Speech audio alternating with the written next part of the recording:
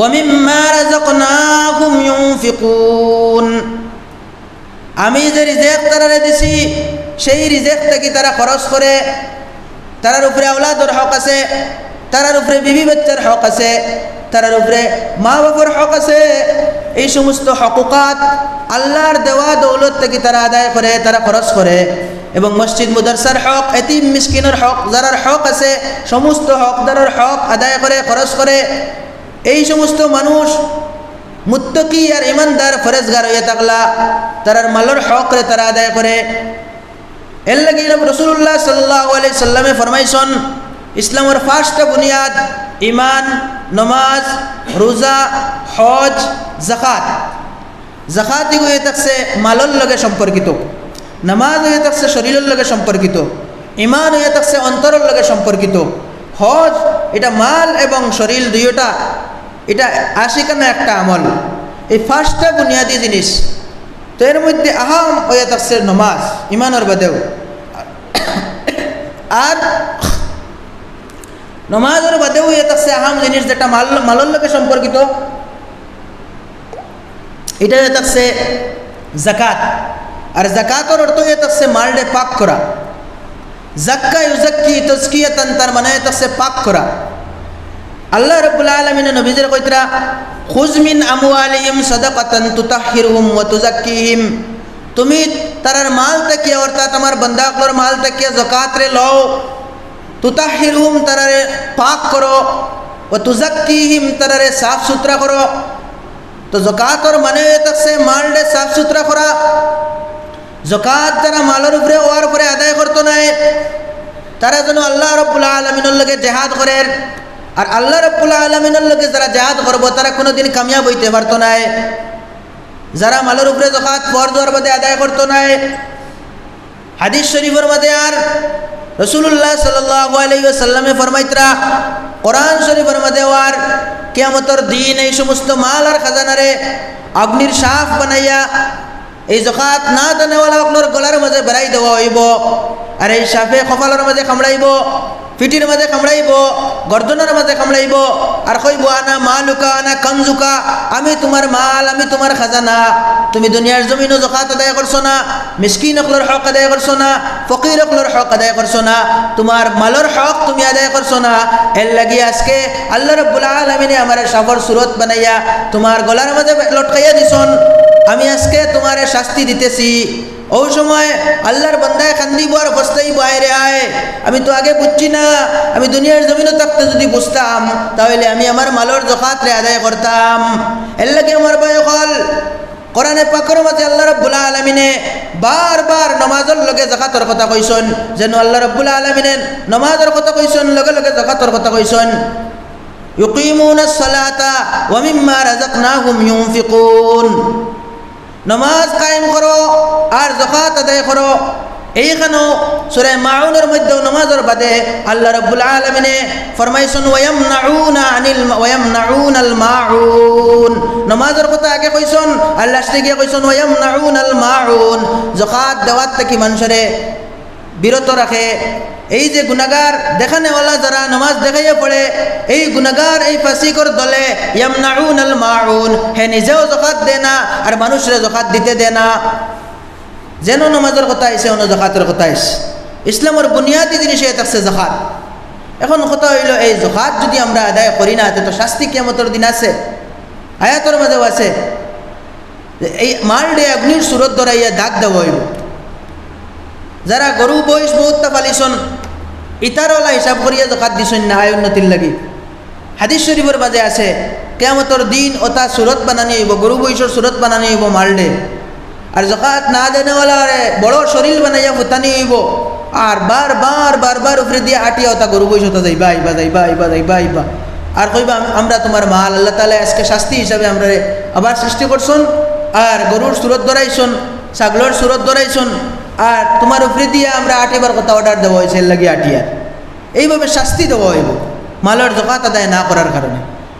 অন্যদিকে দুনিয়াবি নোকসান হয়ে থাকছে এই মালের যাকাত না দেওয়ার কারণে। ফকির মিসকিনের মাল, ফকির মিসকিনের হক আমার মালের লগে লাগাইল থাকলো। এই মাল দিয়ে আমি ঘর বানাইলাম, এই মাল দিয়ে আমি বাড়ি বানাইলাম, এই মাল দিয়ে আমি খাইলাম উড়িলাম পিন্দিলাম, এটা সারা হারাম হইল। আর হারাম মাল লইয়া নমাজও সহি হইতো নাই, ইমানও পরিপূর্ণ হইতো নাই, দিনদারি কোনো কিছু আইতো না সঠিকভাবে আল্লাহর কাছে খুঁজিলে আল্লাহ তাআলা দোয়া কবুল করতে নাই। তো এটা নোকসান নগদ হইল। আর মরার পরে তো শাস্তি আর শাস্তি। এর লাগি জকাত হিসাব করিয়া আদায় করা হইতো। জকাত আমরা হিসাব করিয়া আদায় করি না। অনেকে এমনি বেজান খয়রাত করিলাই, মসজিদও দিলাই, মুদরসাত দিলাই, হকির অকলরে দিলাই, বিয়া শাদির মাঝে অনেক জিনিস সকল আমরা হাদিয়া করিলাই, বড় থেকে বড়, কিন্তু হিসাব করিয়া জকাতটা আদায় করি না। হিসাব করিয়া জকাত আদায় করার কথা আইস। জকাত বছরে একবার ফরজ হয়, নমাজ দৈনিক 5 বার ফরজ হয়, আর জকাত বছরে একবার ফরজ হয়। আর মালদার অকলের উপরে জকাত ফরজ হয়, গরিব অকলের উপরে নাই। জকাতর বিষয়ে আলিম ওলামাগুলোকে যোগাযোগ করিয়া প্রত্যেকে যার যারি মাল কতখান আছে কতখান না আপনার আলিম ওলামাগুলোর সামনে রাখিয়া, সুন্দরভাবে রাখিয়া, ঠিক ঠিক হিসাবে রাখিয়া ও মালর জকাতর হিসাব করিয়া আমরা জকাত আদায় করতাম। সাহাবায়ে কেরামকলের অভ্যাস হইয়া আসলো। সাহাবায়ে কেরামকলে পুরা বছরের ব্যবসা বাণিজ্যের হিসাব, ও যে মাস যেটা যার শাবান মাস, রমজানের আগর মাস, ও মাসের মাঝে সাহাবায়ে কেরামকলে জকাতর হিসাব করিয়া পুরা বছরের তিজারতর হিসাব করিয়া জকাত আগলাইয়া রাখতা। আর রমজান শরীফের মাঝে সাহাবায়ে কেরামকলে জকাত আদায় করতা। রমজান শরীফ আদায় করার কারণ ইয়ে থাকছে, রমজান শরীফ আদায় করলে সওয়াব বেশি পাওয়া যায়। হিসাবটা আগে করে লইতা, শাবান মাসও করে লইতা। যেটা আমরা এইদিকে বাংলা মাস, চৈত মাসও আমরা দোকানের হিসাব করি, তো সাহাবায়ে কেরামকলে এই মাসও অর্থাৎ শাবান মাসও জাকাতর হিসাব করে লইতা। হিসাব করিয়া রমজানও আদায় করতা, সওয়াব বেশি পাওয়ার লাগে। আর কিছু সাহাবায়ে কেরামকলে ও মাসও আদায় করে লইতা, কারণ তারা কিছু উলা তালাশ লইলে লাগে আদায় করে লইতা। জাকাতটা আগে আদায় করলেও আদায় হয়, জাকাতর ওয়াক্ত আইবার আগেও জাকাত আদায় করলে আদায় হয়, আর জাকাতর ওয়াক্ত গিয়া হলে বাদে আদায় করলেও আদায় হয়। এর লাগে আমরা যারা এখনও আদায় করছি না হিসাব করি, আমরা হিসাব করে লইতাম জাকাতর। একজন মানুষের কাছে তার আবশ্যকীয় জরুরত বাদে রইবার গড়, আপনার চলিবার গাড়ি, আর ব্যবহারের মোবাইল, ব্যবহারের আসবাবপত্র, বাসন বর্তন, হাতিয়ারপত্র, যত জিনিস না হইলে এমন মানুষ বাঁচতে পারতো না, এক পরিবার চলতে পারতো না। ও আবশ্যকীয় জরুরি জিনিসগুলা বাদে বাকি আয় উন্নতির লাগিয়ে যে সমস্ত জিনিস সকল আছে, গরু বইস, জমিন জায়গা, খেত কৃষি, ব্যবসা বাণিজ্য, আরও আয় উন্নতির লাগি যত কিছু আছে, এই সমস্তরে মালে তিজারত দরিয়া, ব্যবসার মাল দরিয়া, এটাও যদি নিসাব পরিমাণ গিয়ে পৌঁছে যায় তাহলে এটার উপরে জকাত। জকাতের নিসাব হয়ে থাকছে রূপার হিসাবে 52.5 তোলা রূপা বা তার মূল্য। কেউর কাছে অন্য কোনো মাল নাই, খালি রূপা আছে আর কোনো মাল নাই, তো হে রূপার হিসাবে 52.5 তোলা রূপা এর থেকে অধিক হইলে 2 নিসাব, 3 নিসাব, 5 নিসাব, 6 নিসাবের জকাত আদায় করব। একজনের কাছে খালি সোনা আছে, রূপা নাই, রূপা এক জোড়াও নাই, অন্য কোনো ব্যবসার মাল নাই, খালি সোনা কতখান আছে, ভালো করে বুঝবা। তো এই মানুষের সোনার নিসাবে জকাত আদায় করতো। সোনার নিসাবে জকাত ফরজ হইতে বাক্কার সময় লাগি যায়। 7.5 তোলা সোনা, 7.5 তোলা সোনা এটা আছে নিসাব জকাতর। তার কাছে অন্য কোনো মাল নাই, ব্যবসা বাণিজ্যের আয় উন্নতির কোনো মাল নাই, খাইবার বাসবার বুঝ আছে আর খালি সোনা আছে, রূপা এক জর্রাও নাই, তাহলে এই মানুষের সোনার নিসাবে জকাত দিত। এটা খুব কম মানুষ আছে। কিন্তু এখন এ থাকছে একজন মানুষ সোনাও আছে, কিছু সোনাও আছে, কিছু রূপাও আছে, আয় উন্নতির অন্য সামানও আছে, তো এই মানুষের সব মিলাইয়া 52.5 তোলা রূপার মূল্য ধরিয়া জকাত তার উপরে ফরজ করত।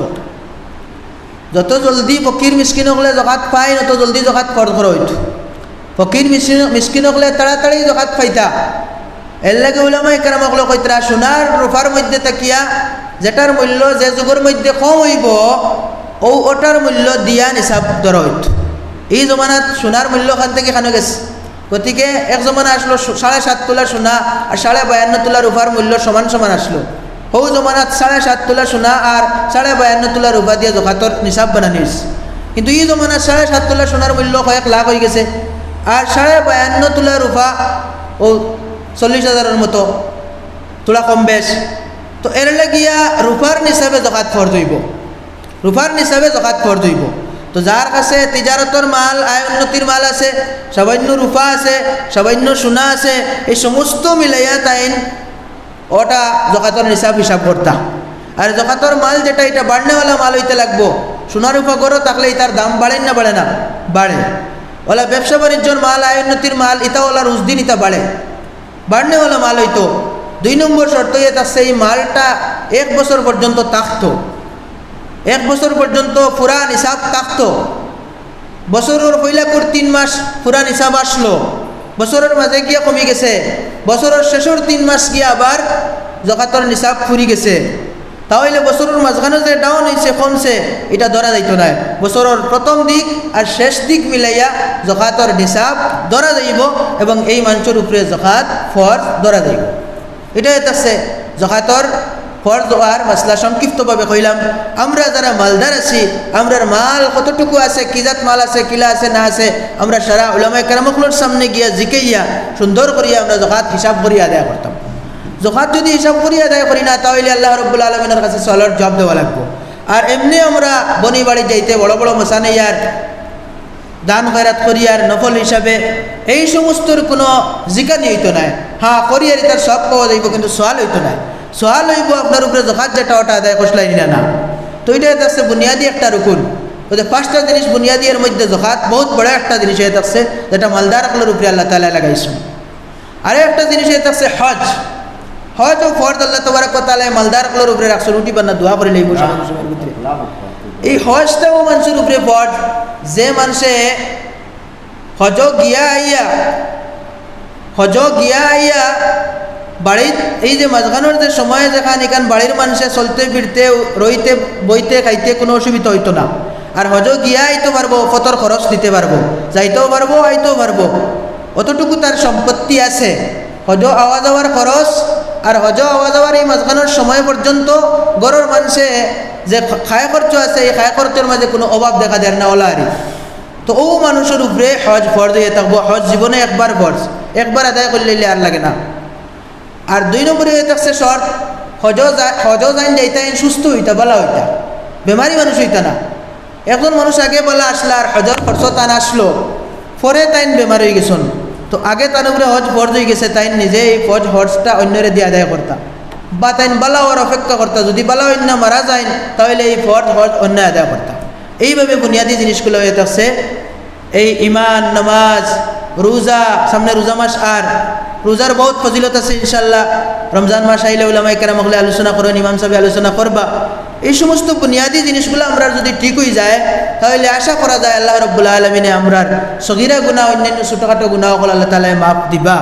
আল্লাহ তাআলার কাছে আশা রাখিয়া আমরা দোয়া করি, আল্লাহুম্মা সাল্লি আলা সাইয়্যিদিনা ওয়া মাওলানা মুহাম্মদ ওয়া আলা আলিহি ওয়া আসহাবিহি ওয়া সাল্লাম। আল্লাহুম্মা সাল্লি আলা সাইয়্যিদিনা ومولانا محمد وعلى آله وأصحابه وسلم. اللهم صل على سيدنا ومولانا محمد وعلى آله وأصحابه وسلم. آمين.